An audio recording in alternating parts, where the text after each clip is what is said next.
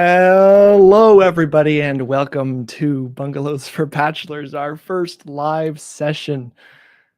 Hopefully, it goes smoothly, but we're going to find out. So far, so good. I haven't broken the technology, I haven't blown up my computer, and I am still speaking, so I haven't fainted.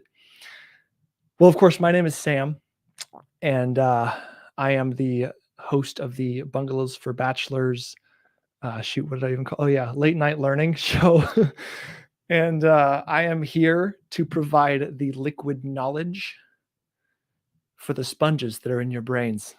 So your sponge brains can absorb my liquid knowledge.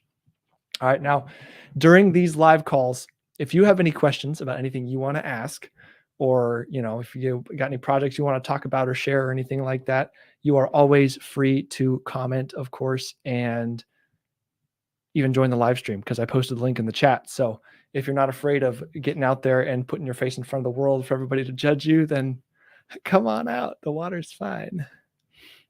But I do want to give credit to the Green Observer. He's in the chat right now. He's the guy with the green thing that you can observe.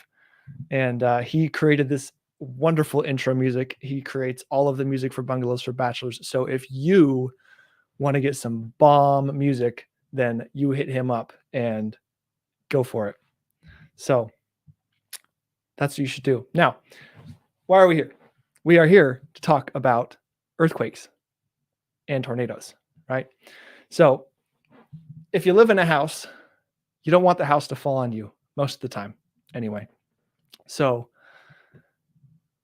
we design houses so that they don't fall on people. Now, which is more powerful, an earthquake or a tornado? Well, it's going to kind of depend, and it's going to do different things to your house. So think about it this way.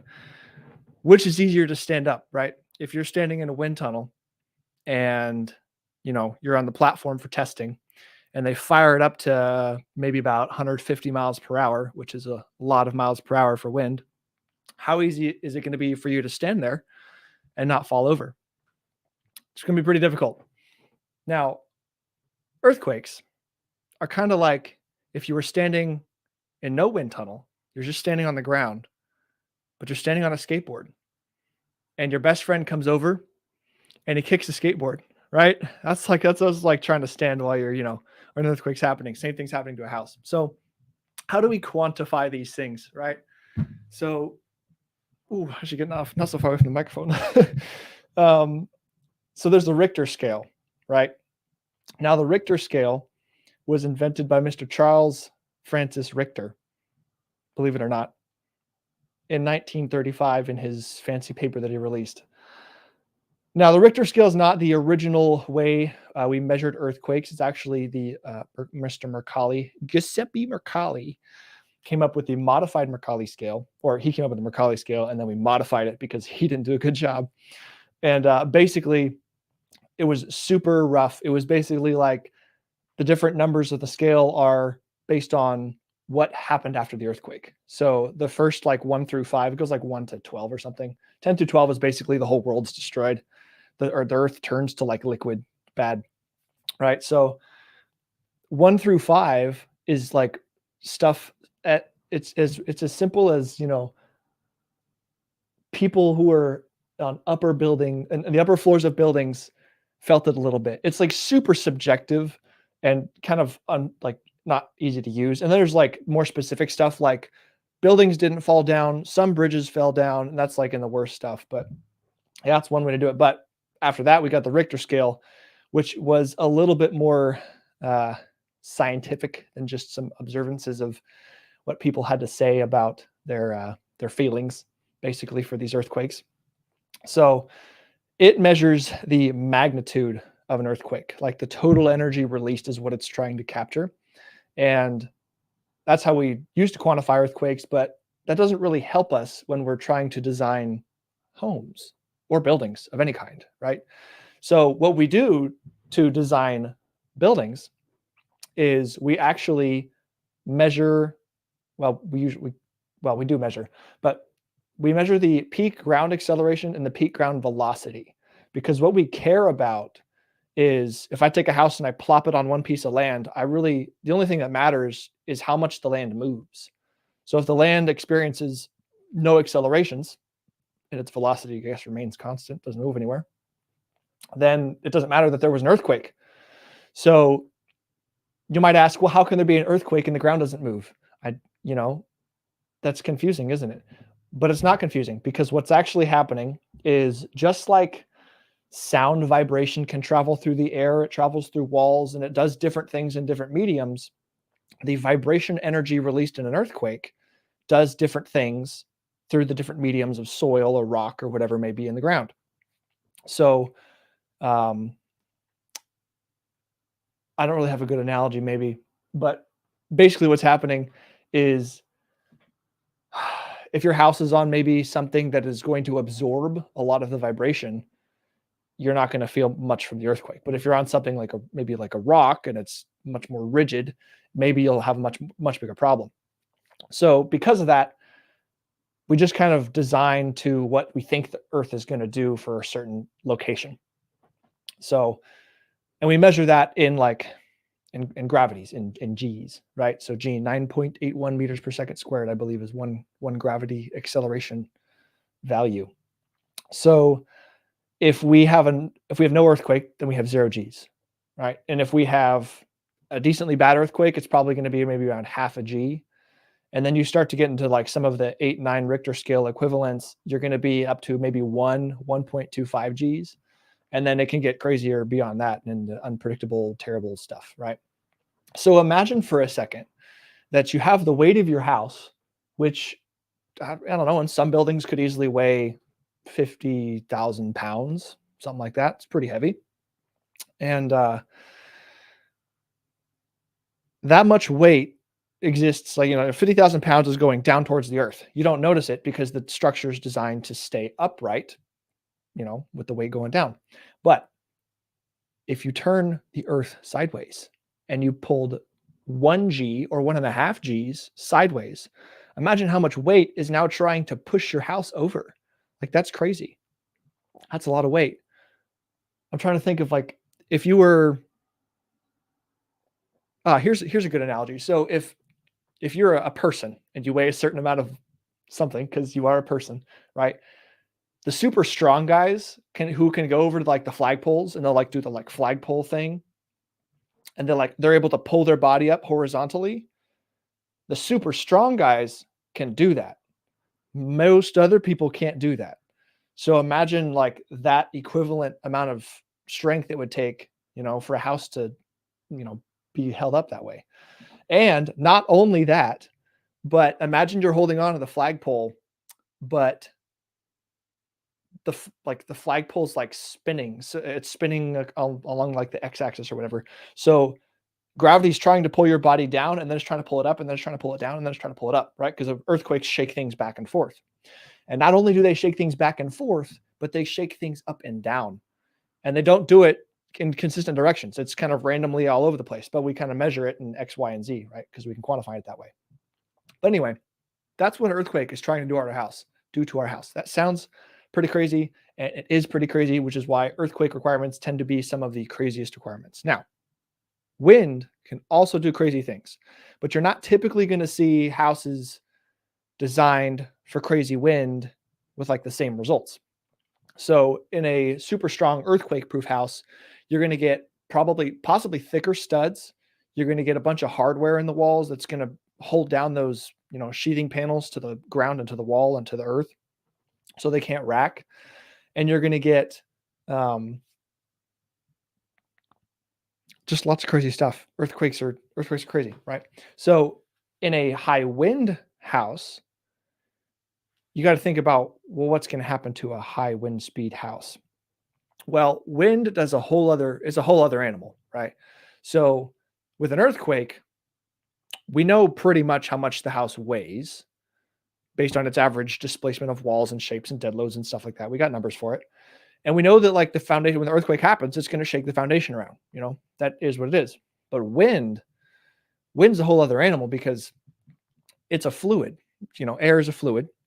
And When a windstorm is happening, generally the wind is in one prevailing direction, but a tornado can cause a whole other heap of problems if it's moving around different areas and blowing wind around doing crazy turbulent things. But when you have a wind event, your foundation is not moving. Foundation stays in one spot. But now it's like, again, you're in that wind tunnel and some exterior acting force is trying to take the walls of the house and push them over. So we resist them the same way by putting, wall sheathings and things on the house and using special diaphragms in the roof and all this stuff connected together in such a special way. So that's nice and stiff. But it has lots of other different kinds of problems. For example, uh, basically what you could think about is if you have like a super simple building, just a box, exterior walls, just a square thing, with a gable roof, goes like this. So when the wind pushes on that house, it's going to not only try to push the whole house over, it's going to try to push the house and slide in the soil, and it's going to act on all of the elements that are in the house. Most of the time, like for earthquakes, you're not going to have as much tricky design necessarily for the individual like studs and wall elements. But for the wind event, if my wind pushes on my wall diaphragm, now every single stud in the wall is acting like a little beam, and the whole wall is trying to be pushed into the house basically. So your floor diaphragm is one resisting element, your ceiling diaphragm is another stiff resisting element, but that space on that exterior wall between that where there's nothing holding the studs in that direction, it's bowing in. And that can be very problematic. That can have a lot of cracking sheetrock problems. It can have a lot of things going on taller walls or high wind areas and things like that. You've maybe a bunch of windows in the wall and there's not a lot of studs. So you got to watch out for that. So wind is a very different thing. Now, how do you quantify the wind speed? Well, it sort of depends on your location, first of all. So generally, most of the United States is just going to be like, 100, 110 mile per hour wind event. Nothing crazy. I think that's like what an F1 or an F2 tornado or something like that. Don't quote me on that. But basically, depending on how close you are to the oceans will determine your wind design factor. Now, along most of the East Coast and down towards Mexico, lots of hurricane prone areas over there. So hurricanes have super high wind events. We're not really dealing with earthquake stuff over there. Now, on the West Coast, there's a little bit of wind design to deal with because you're on the coast, and there's going to be, when wind is unobstructed is when it can pick up energy and speed, right? So if you're out in the ocean, the wind's just flowing around doing whatever it's going to do. Maybe there's some waves to provide some surface turbulence, and that might slow things down a little bit, but not very much. But on the West Coast, you're going to deal a lot more with earthquakes just because that's where the fault lines are and the tectonic plates and the things they want to move and cause problems, and that's a pain. So if you're close to an ocean, that's bad juju. Don't want to do that. Now, if you go inland, like central, right in the middle, then you're just going to get tornadoes. You're screwed anyway. So you can't win. And maybe if you go like northern inland, then you just got like 70 pounds, of ice on your roof, and that's going to cause all kinds of problems on its own. So there's just no easy way to do it, But maybe the hobbits had it figured out when they built little burrows in the ground, because maybe that's an easy way to solve these problems. But then you might flood, and that's just, you can't win. So large bodies of water, they're problematic because wind speed up effect. That's a thing. Open flat areas do the same thing. Like if you're in the prairies, in the plains, or if you're in a desert, lots of flat land, wind can speed up quite a bit, causes problems. Now, the other one, here's your $10 word for the day, is escarpments. You got to watch out for the escarpments.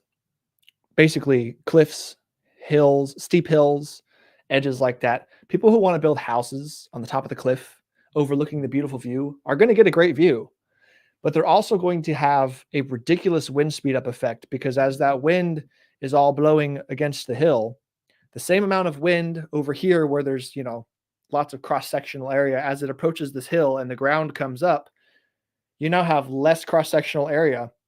And, because of air science and stuff, not thermodynamics, what do you call that? Aerodynamics, right? So the same amount of wind has to get through this area as this area. So this is going to have a higher flow rate, which means the wind is going to speed up, higher wind velocity, which is the problem, the wind speed. So at the top of hills, bad juju. Don't want to do that either, unless you really want to pay for crazy wind designs, which people do when they have money. If you're buying a lot on the top of a hill anyway, you're probably rich, so you can afford it. But yeah, that's a problem. Now, what does like wind do, and how do we quantify it? Well, the wind being a fluid is going to do fluid dynamics things, air science, right? Around the house. And basically every house is a different shape. And we don't really have a way of knowing exactly what's going to happen when the fluids do their thing. But we have tons of research and approximations and science and stuff that goes into figuring out generally what we can predict is going to happen. Now, what we do is we go through a few equations, a few beep boop beeps, and we arrive at an effective wind pressure, because a wind speed doesn't tell us what the house like is going to feel in terms of forces and stresses, but pressure can very easily be converted into forces and stresses, because if I know it's going to have, I'm going to have a resultant pressure on the wall of 30 pounds per square foot, positive pressure, in terms of positive pressure meaning like pushing pressure, negative pressure meaning suction pressure, right? So if I'm going to have this big pressure pushed on a wall of 30 pounds per square foot, and I know how big the wall is, well, then I know the load distribution along the wall, and I can calculate my studs and all this stuff, and we know what's good. Now, houses are built strong, like they're over designed already anyway. So like most of the general standards you're going to do are going to totally cover you, and you're not going to have to like calculate every stud, right? But that's kind of what's happening. Now, wind not only tries to push walls over, but wind does crazy stuff. It does crazy air science stuff. As wind goes over a roof that's pitched, when it goes over this side and hits the roof, it's pushing down on the roof. It's putting a positive pressure on this side of the roof. So all the roof rafters over here are going to be bent down. They're going to be sagged down with the weight, with the pressure. Okay. And on this side of the roof, when the wind goes up and over, in the process of going up and over, what it's really doing is it's applying a suction pressure on this side of the roof. And it's going to take those roof rafters and it's going to bend them up. So now you've got a combination of crazy things going on where these rafters are being bent up by a wind load, but they also weigh a bunch. So they're being bent down by the gravity load. And you just got to account for all these things. So that's crazy. That tries to like rip shingles and rip sheathing off and stuff like that. Also, what it can do is if wind gets, if you've got a house, here's your wall, here's your roof, and you got this little cute overhang over here. When the wind gets up underneath this overhang and it hits the wall, well, it's got to go somewhere. So it's going to try to go around the house. And this way, it can't go under the house because there's a foundation. And so it's going to go around, and it's going to go up. So the air that's hitting the wall and going up is going to apply a positive pressure on the underside of this eave. And that can rip roofs off. So that is why frequently you will see lots of little like HZ, forget the name, HC1s or whatever the Simpson tie is, little rafter tie that's going to be a metal connector between the rafter and either the wall plate or the sheathing or the stud below, depending on which element you're using to resist the uplift. And you're going to see those all around the rafters on some places with high wind loads. Now, in a typical scenario, we've got a typical overhang, nothing crazy long, like maybe a foot or 16 inches or something. And you have not a crazy wind design area. I think I already said that, but that's not important. You're not going to get numbers that are going to rip your roof off.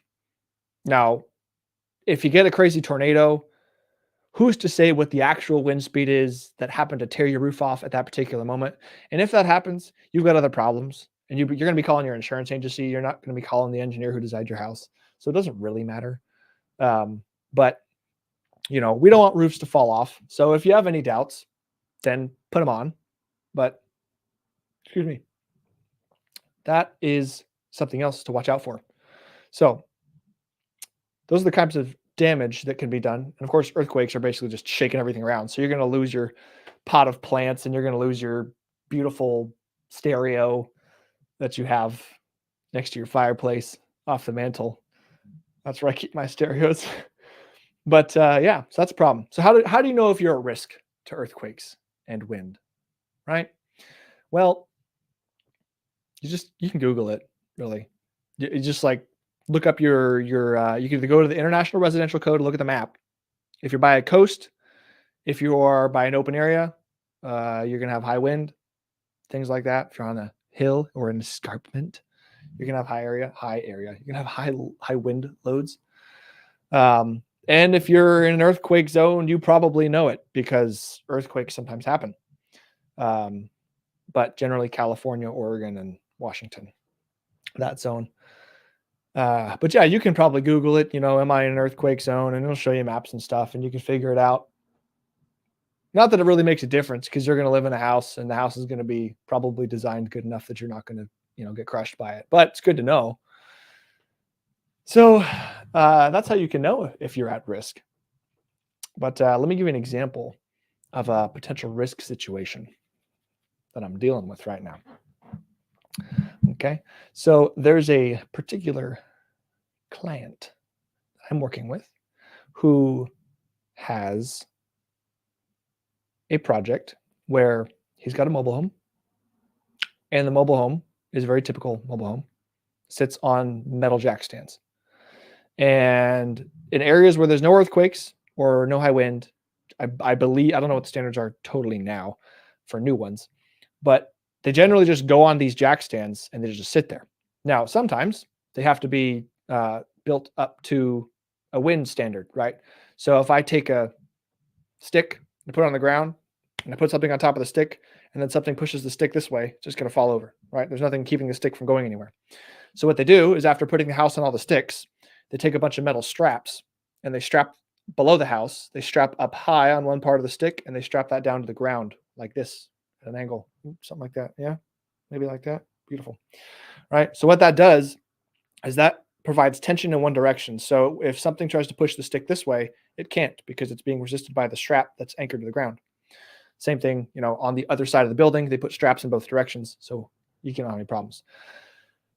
Now, these straps are designed to resist certain loads based on certain wind conditions, right? And wind conditions can generate roughly similar like stresses and forces on a structure as earthquakes.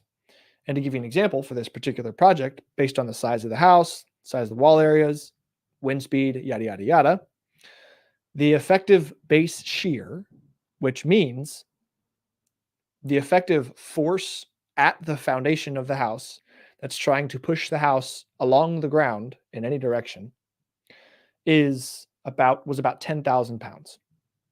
That's maybe the equivalent of 1.5 Asian elephants, just to make it understandable, put in perspective. So if you have that force being, applied to the bottom of the foundation for a wind design, a wind load, that's standard. The straps are going to be cool. Nothing's going to be a problem. Now, for this particular project, the earthquake is going to produce a resultant potential load. The earthquake that this guy wants to design for, the big bad one that hasn't been, delivered in 200, 500 years or whatever, the big boy that's coming, he wants more strength. And in this case, numbers we were getting to is 15 to 20,000 pounds. That's more Asian elephants. That's a lot. So basically what we're going to do is we're going to add these clamps, these pier clamps, and the piers bolt down to the concrete. There's a big slab of concrete below this mobile home. It's 4 to 6 inches thick, depending on where you're measuring it. And the specs for the bolts require that the bolts are anchored about 2 to 3 inches into the concrete. And then the top of the pier clamps to the metal I-beam that is the frame of the mobile home. There's multiple I-beams. It's a double wide. But all these things clamp. So if we attach all these things, we're going to basically be holding the frame, down to the foundation, down to the concrete, which is embedded in the earth. It's not going anywhere. And each one of those things, because it's bolted down, has its own individual resistance to being pushed over. And all of them combined are going to give enough strength such that should an earthquake event happen, it's going to bring the mobile home along with it and the mobile home won't fall over. And that would be good. That'll be good because we don't want people's mobile homes to fall over. If there's going to be a crazy earthquake event like that and it's going to destroy all the infrastructure and you're just trying to survive, then the last thing you want to be dealing with is a broken leg because your house wasn't properly restrained, fell off its jack stands, and your stereo fell off the mantle and broke your leg. That would be unfortunate. So, how do we design to make sure that we're going to be okay through these earthquakes and windstorms and tornadoes? What you do is you join the Bungalows for Bachelors success team and you watch the framing design course where I tell you exactly how to do it. And then everybody wins. And then and then you can, design. So, that said, this is about all the information I've got for you guys. I hope it was resourceful and I hope you now are prepared for bad things. You never know what might happen. So, thank you guys for watching.